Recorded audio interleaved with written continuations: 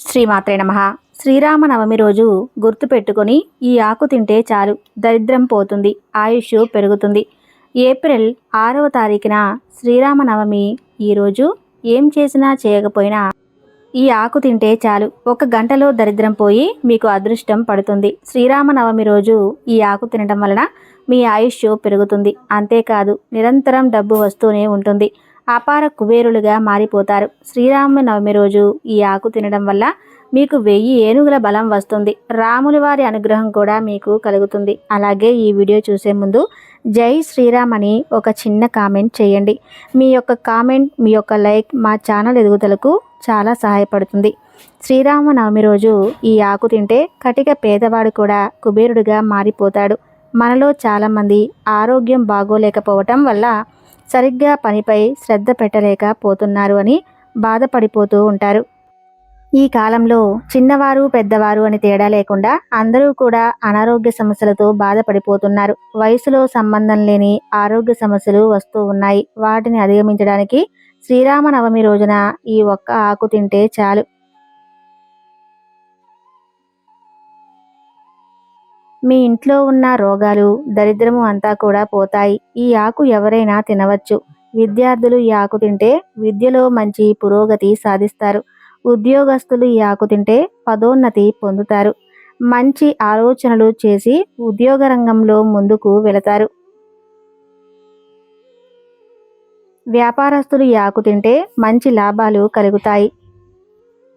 ఆరోగ్యపరంగా, ఆర్థిక పరంగా మంచి లాభాలను పొందుతారు. శ్రీరామనవమి రోజు ఈ ఆకు తినడం వల్ల మీ ఒంట్లో ఉన్న రోగ నిరోధక శక్తి పెరుగుతుంది. అలాగే జ్ఞాపక శక్తి కూడా పెరుగుతుంది.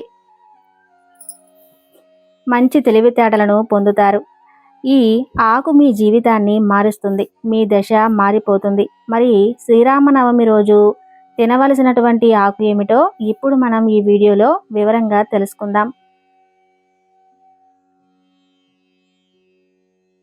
చైత్రమాసం శుక్లపక్షం 9వ రోజున శ్రీరామనవమి పండుగను జరుపుకుంటారు. ఈ రోజునే శ్రీరాముడు జన్మించాడు. శ్రీరామనవమి ప్రదేశం వసంత ఋతువు చైత్రమాస నవమి నాడు జరుపుకుంటూ ఉంటారు. అంతేకాకుండా రాముడు 14 ఏళ్ల అరణ్యవాసం తర్వాత అయోధ్యకు చేరుకుని పట్టాభిషిక్తుడు అయ్యింది కూడా ఈ రోజే. అలాగే ఈ రోజే సీతారాముల కళ్యాణం కూడా జరిగిందని పురాణాలు చెబుతున్నాయి. ఈ సంవత్సరం దేశవ్యాప్తంగా ఏప్రిల్ 6వ తేదీన శ్రీరామనవమి పండుగను అత్యంత ఘనంగా, అంగరంగ వైభవంగా జరుపుకుంటారు. శ్రీరామనవమి పండుగ రోజు బ్రహ్మ ముహూర్తంలో నిద్రలేచి శ్రీరాముడికి మరియు సీతమ్మకు మనస్ఫూర్తిగా నమస్కరించుకొని ఆ రోజున ప్రారంభిస్తే మీకు చాలా మంచి జరుగుతుంది. అలాగే ఇంటిని శుభ్రం చేసుకుని ఇంటి ప్రధాన ద్వారాలకు మామిడి ఆకుల తోరణాన్ని కట్టుకొని ఇంటి ముందు అందమైన రంగవల్లులను తీర్చిదిద్ది శ్రీరామనవమి వేడుకను జరుపుకోవడానికి సిద్ధమవ్వాలి. ఇక స్నానం చేసే నీటిలో గంగాజలాన్ని కలుపుకొని శుభ్రంగా తలస్నానం చేసి ఆ తర్వాత చేతిలోనికి నీళ్లు తీసుకుని సూర్య భగవానుడికి ఆర్ఘ్యం సమర్పించాలి. శ్రీరామనవమి రోజు స్వామివారిని పూజించిన తర్వాత పూజలో స్వామివారికి నైవేద్యంగా సమర్పించిన పానకము, వడపప్పు ప్రసాదంగా స్వీకరిస్తే అనారోగ్య బాధల నుంచి విముక్తి కలుగుతుంది. శ్రీరామనవమి రోజు భార్యాభర్తలు గొడవ పడకుండా ఉంటే మీకు అంతా శుభమే జరుగుతుంది. దాంపత్య జీవితం సంతోషంగా ఉంటుంది. ఎంతో భక్తి శ్రద్ధలతో రాముడిని పూజించి ఉపవాస దీక్షను ఆచరిస్తే చేసిన పాపాలను కూడా తొలగిపోతాయని పండితులు చెబుతున్నారు. శ్రీరామనవమి పండుగ రోజున ఉపవాసాలతో శ్రీరాముణ్ణి అత్యంత భక్తి భావంతో పూజించండి. శ్రీరాముడి దయతో మీకు బాగా కలిసి వస్తుంది. శ్రీరామనవమి రోజు చేయవలసిన కొన్ని పనులు ఉన్నాయి. ఇలా చేస్తే మీకు ఏడాదంతా కూడా అదృష్టం, సుఖ సంతోషాలు లభిస్తాయి. ఈ రోజున పసుపు రంగు వస్త్రాలను ధరించాలి. అలాగే ఉపవాస దీక్షను ఆచరిస్తే మంచిది. శ్రీరామనవమి రోజు పసుపు రంగు వస్త్రాన్ని పరిచి దాని మీద శ్రీరామ పరివార విగ్రహాన్ని ఉంచి స్వామివారిని భక్తి శ్రద్ధలతో పూజించాలి. శ్రీరామ రక్షం స్తోత్రం పఠించి శ్రీరామ కళ్యాణ మంత్రాలు వింటే శ్రీరాముల వారి కళ్యాణ తలంబ్రాలు పోయడం చూస్తే సంవత్సరమంతా మీకు ఆహారానికి లోటు అనేది ఉండదు. శ్రీరామనవమి రోజు సీతారాముల విగ్రహం ఉంటే దానికి అభిషేకం చేసి పసుపు రాసి గంధం కుంకుమ బొట్లు పెట్టి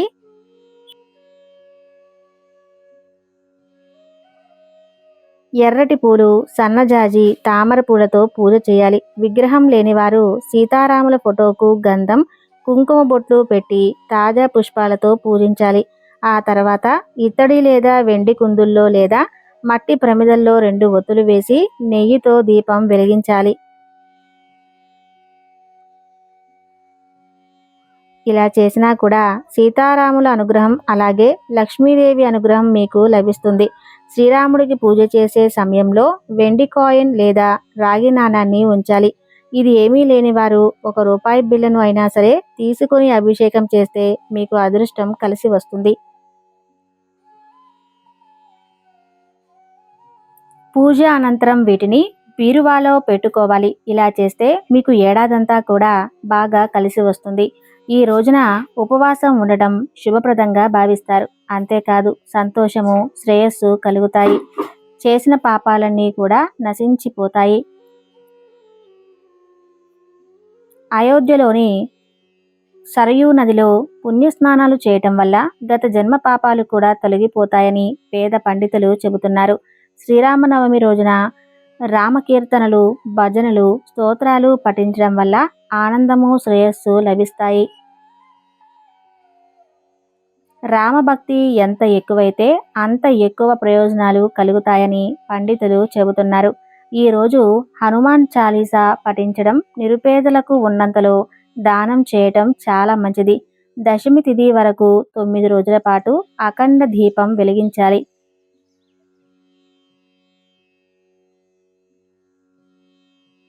మీకు ఏవైనా సమస్యలు ఎక్కువగా ఉంటే పండుగ ముగిసే వరకు ప్రతిరోజు ఉదయం, సాయంత్రం దీపాలను వెలిగించడం చేయాలి. ఉపవాసం ఉన్నప్పుడు పుష్కలంగా నీళ్లు తాగాలి. లేకుంటే శరీరాన్ని హైడ్రేటెడ్గా ఉంచుకోవాలి. నిమ్మకాయ నీరు లేదా కొబ్బరి నీళ్లు, పాలు, మంచిగా గ్రీన్ టీ వంటివి తీసుకుంటే మీ ఆరోగ్యం చాలా చాలా బాగుంటుంది. మీరు పనిలో ఉన్నప్పుడు ఆకలిగా అనిపిస్తే కొన్ని బాదం పప్పులను స్నాక్స్గా తినండి. బాదం పప్పు మీకు ఆకలి లేకుండా, మీ బరువు పెరగకుండా చేసి మీకు మంచి ప్రోటీన్లను అందిస్తాయి. శ్రీరామనవమి రోజు ఎవరిని మోసం చేయకూడదు. నిజాయితీగా ఉండండి. అబద్ధం ఆడకూడదు. మీరు చేసే ప్రతి పని చిత్తశుద్ధితో చేయండి. సాక్షాత్తు శ్రీ మహావిష్ణువు స్వరూపమైన శ్రీరాముణ్ణి పూజించి శ్రీరామనవమి రోజు కొన్ని పనులను దూరంగా ఉండాలి. ఈరోజు అత్యంత నియమనిష్టలతో శ్రీరాముడిని పూజించాలి. శ్రీరామనవమి పవిత్రమైన రోజున అస్సలు చేయకూడని పనులు కొన్ని ఉన్నాయి.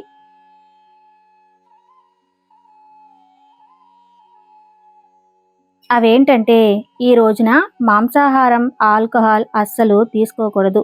శ్రీరామనవమి నాడు మాంసాహారం తింటే రామయ్యకు అపచారం కలుగుతుంది.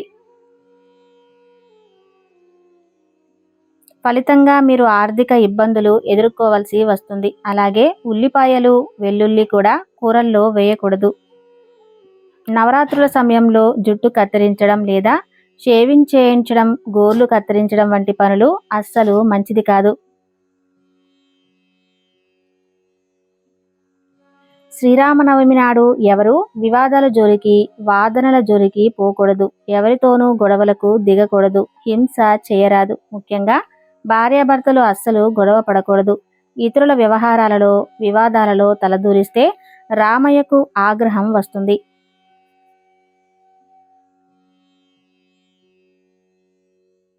ఫలితంగా మీకు ఆర్థిక కష్టాలు, నష్టాలు కలుగుతాయి. కనీసం 9 రోజుల పాటు రాముడి ఆశయాలను పాటించడానికి ప్రయత్నించండి.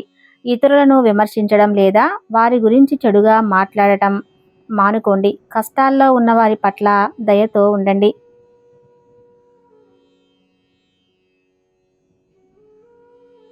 శ్రీరామనవమి వేడుకలను చేసేవారు, రాముల వారి కళ్యాణం చేయించేవారు వెల్లుల్లి, ఉల్లిపాయలను ఆహారంలో తినటం మానుకోవాలి. ఆహారం మాత్రమే కాదు, మద్యం సేవించడం, ధూమపానం చేయటం వంటి పనులు శ్రీరామనవమి నాడు అస్సలు చేయకూడదు.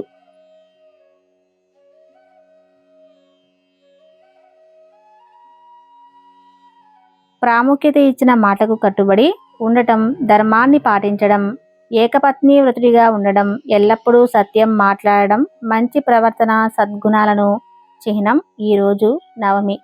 ఈ నవమి రోజున ప్రతి ఒక్కరూ ముఖ్యంగా ఈ శ్లోకం పఠించాలి. శ్రీరామ రామ రామేతి రమే రామే మనోరమే సహస్రనామ తత్తుల్యం రామనామావరానమే. ఈ శ్లోకం 3 సార్లు స్మరిస్తే విష్ణు సహస్రనామ పారాయణం చేసినంత ఫలితం కలుగుతుంది. అంతేకాదు భక్తులకు శివ సహస్రనామ ఫలితం కూడా లభిస్తుంది. అలాగే ఎంతో విశిష్టత ఉన్న శ్రీరామనవమి రోజు మీరు తినవలసిన ఆకు తమలపాకు. శ్రీరామనవమి రోజు ఉదయం ఖాళీ కడుపుతో తమలపాకును తినాలి. ఉపవాసం ఉన్నవారు కూడా ఈ తమలపాకును తినవచ్చు. ఇది ఆకలి వేయకుండా ఉంచుతుంది. తమలపాకుని తినడం వల్ల రోగ నిరోధక శక్తి పెరుగుతుంది. శ్రీరామనవమి రోజు రాముడికి పూజ చేసిన తర్వాత ఒక తమలపాకును తీసుకోండి. ఆ తమలపాకును శుభ్రంగా కడిగి దానిపై తేనె వేసుకుని ఒక ప్లేట్లో పెట్టండి. ఆ ప్లేటు రాముడి వారి పటం ముందు పెట్టి మీకు ఉన్న ఆరోగ్య సమస్యలు స్వామివారికి మనస్ఫూర్తిగా చెప్పుకోండి. అలాగే మీరు ఎందులో సక్సెస్ కాలేకపోతున్నారో చెప్పండి. మీరు జీవితంలో ఎదగడానికి అడ్డు వస్తున్న సమస్యల గురించి చెప్పుకొని ఆకును స్వామివారికి సమర్పించండి. శ్రీరామనవమి రోజు తమలపాకును తింటే మీకు చాలా మంచి జరుగుతుంది. తమలపాకు షుగర్ వ్యాధిని అదుపులో ఉంచుతుంది. జీర్ణక్రియ సమస్యలను, అధిక బరువును తగ్గిస్తుంది. తమలపాకు తింటే మీకు ఎలాంటి అనారోగ్య సమస్యలు రావు. అలాగే తమలపాకు క్యాన్సర్ కణాలు పెరగకుండా నిరోధిస్తుంది. గ్యాస్ సమస్య నుంచి ఉపశమనం పొందడంలో సహాయం చేస్తుంది. శరీరంలో ఐరన్ పెంచడంలో తమలపాకు ఎంతగానో సహాయం చేస్తుంది. తమలపాకు తింటే మీకున్న ఎన్నో రకాల ఆరోగ్య సమస్యలు తగ్గిపోతాయి. పూజ పూర్తయిన తర్వాత ప్రసాదం తినే ముందు తమలపాకులో తేనె వేసుకొని తినండి. మీ పిల్లలకు కూడా శ్రీరామనవమి రోజు తమలపాకులు తినిపిస్తే వాటిని తినమని చెప్పండి. ఇలా ఈరోజు తమలపాకు తినడం వల్ల మీ పిల్లలకు తెలివితేటలు బాగా పెరుగుతాయి. చదువులో మంచి పురోగతి సాధిస్తారు. ఈ ఆకు తినడం వల్ల ఆరోగ్యానికి అయ్యే ఖర్చు మిగులుతుంది. దాదాపుగా తమలపాకు తిన్నవారికి మంచి ఆరోగ్యం లభించడం ఖాయం. కాబట్టి అందరూ కూడా శ్రీరామనవమి రోజున తమలపాకును తిని ఆనందంగా, సంతోషంగా జీవించండి. చూశారు కదా, శ్రీరామనవమి రోజు ఏ ఆకు తింటే ఎలాంటి ఫలితాలు కలుగుతాయో. ఈ వీడియో మీకు నచ్చినట్లయితే తప్పకుండా లైక్ చేసి మీ కుటుంబ సభ్యులకు, మీ సహోదరులకు, మీ శ్రేయోభిలాషులకు ఈ వీడియోని షేర్ చేయండి. ధన్యవాదములు. జై శ్రీరామ్.